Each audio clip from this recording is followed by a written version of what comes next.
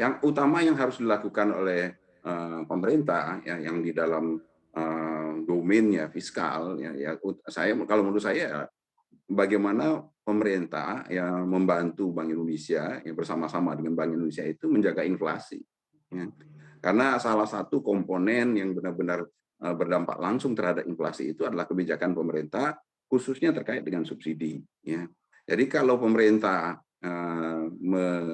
mengurangi subsidi ya, di tengah kenaikan harga komoditas saat ini, yang kenaikan harga minyak, yang kemudian mendorong juga semua kenaikan di harga energi, maka kalau pemerintah menurunkan harga yang artinya harus menaikkan harga misalnya BBM subsidi ya sekarang ini Pertalite, kemudian gas subsidi, gas yang 3 kilogram, kemudian harus juga menaikkan tarif dasar listrik yang di bawah 900 volt ampere, ya itu akan sangat besar pengaruhnya terhadap inflasi. Ya. Inflasi kita bisa bergerak liar yang saya perkirakan bahkan bisa di atas 5% atau bahkan di atas 6% kalau seandainya ekspektasi inflasi itu benar-benar menjadi tidak terkendali. Jadi ini yang menurut saya sumbangsi dari pemerintah yang di dalam membalance kebijakan yang dilakukan oleh Bank Indonesia.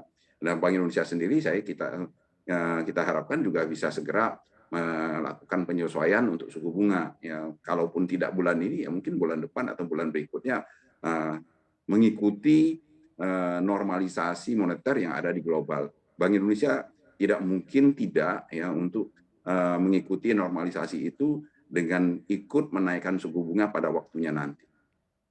Oke. Nah, tapi masih, membahas terkait dengan, fiskal, begitu disebutkan juga bahwa sebetulnya, pemerintah ini tengah mengupayakan begitu untuk penambahan 350 triliun rupiah untuk, subsidi dan juga kompensasi yang diberikan di tengah kenaikan harga-harga ataupun juga inflasi. Nah, menurut Anda sendiri seperti apa terkait dengan, peningkatan, ataupun juga penganggaran untuk penambahan subsidi dan juga kompensasi yang disiapkan oleh pemerintah?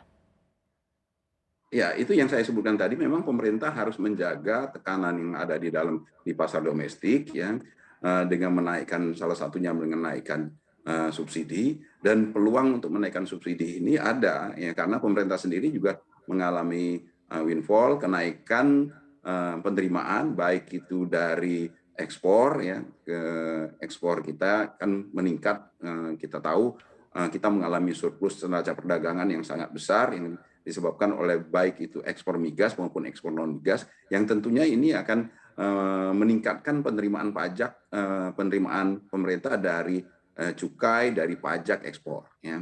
Kemudian pulihnya perekonomian itu juga mendorong kenaikan pajak. Yang kemarin Ibu Sri Mulyani juga menyampaikan berita baik itu bagaimana pajak-pajak di pariwisata juga sudah mulai naik, pajak restoran, pajak hotel itu juga sudah meningkat. Jadi pulihnya perekonomian itu mendorong peningkatan penerimaan yang bisa dimanfaatkan oleh pemerintah untuk mempertahankan subsidi agar supaya dampak dari inflasi global ini ya tidak begitu terasa di perekonomian domestik kita, perekonomian nasional kita.